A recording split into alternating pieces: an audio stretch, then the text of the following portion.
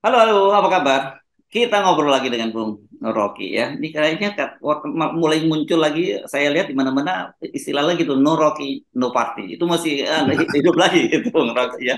Oke, ini meskipun lah jarang menyampaikan statement ini Pak Wapres tuh, menurut saya sekali-kali muncul statement juga menarik karena Pak Wapres menyatakan ini mengamati ada Pak Menkominfo yang diperiksa di Kejaksaan Agung, Wamenkumham dilaporkan ke KPK, dan beliau menyatakan ini mesti hati-hati gitu ya. Karena dua orang menteri dan satu orang menteri dan satunya lagi wakil menteri. Saya kira ini inline dengan apa yang selalu kita bahas mengenai etikabilitas ya, dari seorang para pejabat publik kita, Bu Rocky. Ya, kalau itu dimunculkan sebagai isu oleh istana, itu bertanda bahwa ya memang isu itu real. Istana Kelihatannya Merdeka Selatan ya, tapi ya ini ya yang ngomong ya. ya Merdeka Utara.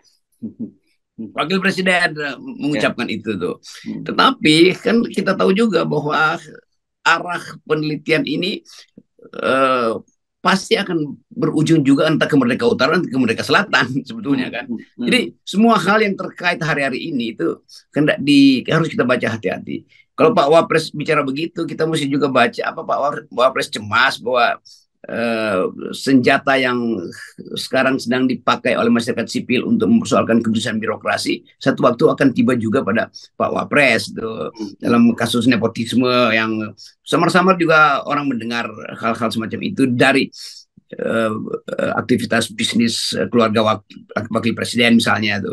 Jadi hipotesa kita juga harus kita kembangkan bahwa orang yang tiba-tiba peduli dengan uh, korupsi itu jangan-jangan di dalam dirinya ada semacam penyesalan atau upaya untuk menunjukkan bahwa dia sebetulnya cemas dengan keadaan itu karena dia juga bagian dari masalah yang sedang dia bicarakan. Itu yang kita sebut reverse psychology, psikologi terbalik dari seorang yang bicara. Tapi kita anggap bahwa Pak Wapres itu punya niat baik untuk mengingatkan bahwa untuk sementara ya ada niat baik untuk mengingatkan betapa penegakan hukum itu akhirnya compang-camping juga di era Pak Jokowi. Jadi sekali lagi kalau Pak Wapres yang bicara sekaligus beliau sebetulnya mau ingatkan pada Pak Jokowi bahwa bagian ini kegagalan kita loh sebagai presiden dan wakil presiden sehingga kebersihan birokrasi di ujung pemerintahan kami berdua kira-kira begitu dalam hati Pak Wapres ternyata buruk dalam sorotan netizen kita gagal untuk menegakkan etika publik.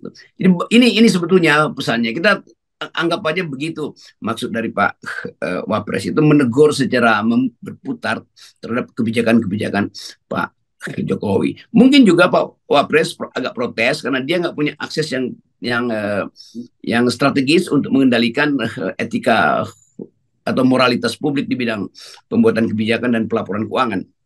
Ya, ya, ya, ya. Saya sepakat itu karena kita tahu bahwa memang dalam pemerintahan ini peran Pak Ma'ruf Amin itu sangat minim ya. Orang sekelas Pak Yusuf Kala dulu pada periode pertama pemerintahnya Pak Jokowi saja itu merasa eh, nggak diberi peran yang cukup signifikan oleh Pak Jokowi itu, apalagi Pak Ma'ruf Amin. Tetapi kan Pak Ma'ruf Amin pasti juga khawatir karena orang tetap melihat ini bagian dari pemerintahan Jokowi Ma'ruf gitu ya. Kalau terjadi apa-apa, ya pasti Pak Ma'ruf ikut. Ya walaupun makan makan nangkanya sedikit tapi getahnya juga kena semua gitu. Saya kira itu dalam hati kecil Pak Mahfud begitu. Pak Kan Maruf, sebagai Pak Maruf. sorry Pak ya Ma'ruf Pak Ya. Wapres Hmm. tahu bahwa orang tetap lihat Wapres itu adalah satu paket dengan presiden dan kekacauan itu yang mesti jadi ukuran bahwa memang akhirnya gagal dan kegagalan itu tentu Pak Wapres ini nggak ingin ditimpakan ke dia kan karena dia menganggap nggak ya fungsi dia sudah cuma cuma tempelan aja di istana tuh udah jarang betul kita dengar apa yang mau diucapkan Pak Ma'ruf sebagai wakil presiden. Demikian juga Pak Jokowi menerima keadaan yang sama itu. Sorry, Pak Jokowi.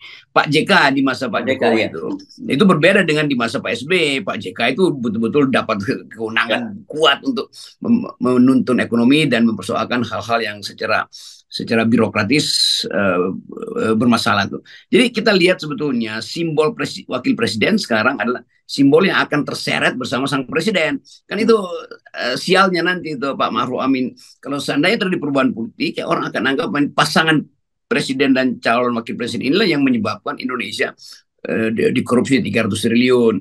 Itulah yang menyebabkan indeks demokrasi Indonesia turun terus tuh. Jadi jangan sampai Pak Ma'ruf Amin juga terseret pada arus itu. Kira-kira itu yang hendak dipesankan oleh Pak Wakil Presiden, bahwa dia juga peduli dengan keadaan, dia tahu apa yang terjadi, tapi dia nggak punya kemampuan untuk menyelesaikan itu. Dan mungkin dia Pak Wapres juga agak cemburu kenapa Pak Mahfud ya yang mengambil panggung semacam ini. Pokoknya fungsinya saya sebagai Wapres kan biasanya punya fungsi untuk pemantauan. Ya kalau ada cemburu gitu kenapa nggak gabung saja gitu, Bung Rocky dalam arus besar itu. Ya mestinya. Jadi isu ini kemudian mau diambil oleh Pak Wapres, dan itu nggak mungkin total karena tetap kedudukannya adalah wakil presiden tuh. Jadi dia terbatas juga. Pak Ma'ruf Amin terpaksa mesti lihat dulu bahasa tubuh Pak Jokowi itu, walaupun bahasa tubuhnya udah dikenali oleh beliau. Tetapi lain dengan Mahfud yang punya mental pokoknya mau terobos saja itu. Jadi sekali lagi kita lihat di istana itu ada tokoh-tokoh yang memang akhirnya menyesalkan kedudukan mereka di situ. Mungkin Pak Ma'ruf Amin merasa sebaiknya saya nggak jadi wakil presidennya karena di ujung kepemimpinan Pak Jokowi dia adalah bagian dari kekacauan, dia adalah bagian dari kelemahan pengawasan tuh. Ya, kan ini mumpung kita bicaranya soal etikabilitas, soal moralitas ya, Bung Rocky, dalam kasus Pak Johnny G. Plate ini kan sampai udah mulai ada gambaran nyatanya, yakni berkaitan dengan bahwa adiknya, kok apa urusannya adiknya tiba-tiba menerima fasilitas dari pengusaha yang menangkan proyek di Kominfo ya. Ini saya kira ini agak susah ini menghindarnya. Bagaimanapun apalagi duitnya sudah dikembalikan gitu.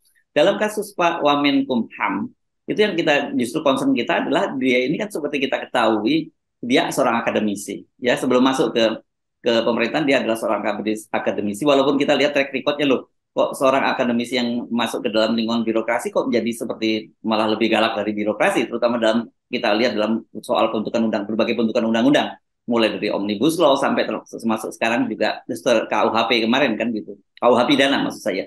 Jadi ini saya kira juga menjadi ujian untuk mereka-mereka yang masuk dari dunia akademis ke dalam pemerintahan. Apakah mereka sebenarnya waktu di kampus itu karena tidak dapat kesempatan saja, tapi ketika dapat kesempatan juga sama saja gitu. Ya saya kira ini juga satu paket untuk melihat kepemimpinan leadership yang dibangun di kampus ternyata tidak sekokoh yang kita bayangkan. Kan kita anggap kampus itu sumber integritas, sumber moral publik tuh. Ini rektor Udayana tuh. Oh iya betul. Kena kasus berapa 400 miliar kan gila itu tuh. Walaupun ini masih kita mau proses, iya, tetapi kejaksaan udah menyebutkan itu ada 400 kasus dan pasti semua orang akan bersaksi. Oh, saya dipersekian, saya disuruh nyumbang segini supaya anak saya bisa masuk Udayana tuh. Itu hal yang juga sebetulnya terjadi di banyak universitas negeri di Jakarta, di Indonesia tuh. Ya kebetulan yang kena tuh si rektor Udayana ini. Nah rektor yang lain sebetulnya udah gemetar tuh. Jadi sebetulnya juga kalau kita buka mungkin secara sampling aja, kita random aja itu separuh dari rektor Indonesia itu melakukan pemerasan yang sama terhadap keluarga mahasiswa. Tentu bukan si rektor, ada aparat-aparatnya mengatasnamakan rektor, tapi rektor diam-diam menerima diuntungkan dengan itu kan. Nah ini sebetulnya masalah kita tuh. Jadi kalau kita balik lagi pada dua menteri tadi yang juga datang dari tradisi akademis, terutama Pak Edi itu. Jadi orang merasa kok kesederhanaan Edi itu hilang ya, sehingga penampilan beliau ketika mensosialisasikan Omnibus Law itu kayak orang yang kekuasaannya berlebih gitu. Jadi kita lihat bahwa ada kehausan kekuasaan pada Wakil Menteri Hukum dan HAM ini. Nah, kehausan kekuasaan itu selalu paralel dengan kehausan harta. Jadi orang bisa dengan mudah menduga, lakukan semacam guesstimation bahwa ya memang di situ ada moral hasad juga dari saudara Wamen ini untuk memanfaatkan kedudukan dia, dan kedudukan itu dimanfaatkan oleh asisten-asistennya tuh. Kan ini cuma turunan etis yang buruk aja kan yang bisa kita nalarkan dari proses ini. Jadi kalau Wamen itu menghindar dengan menganggap itu urusan dia, oh enggak begitu.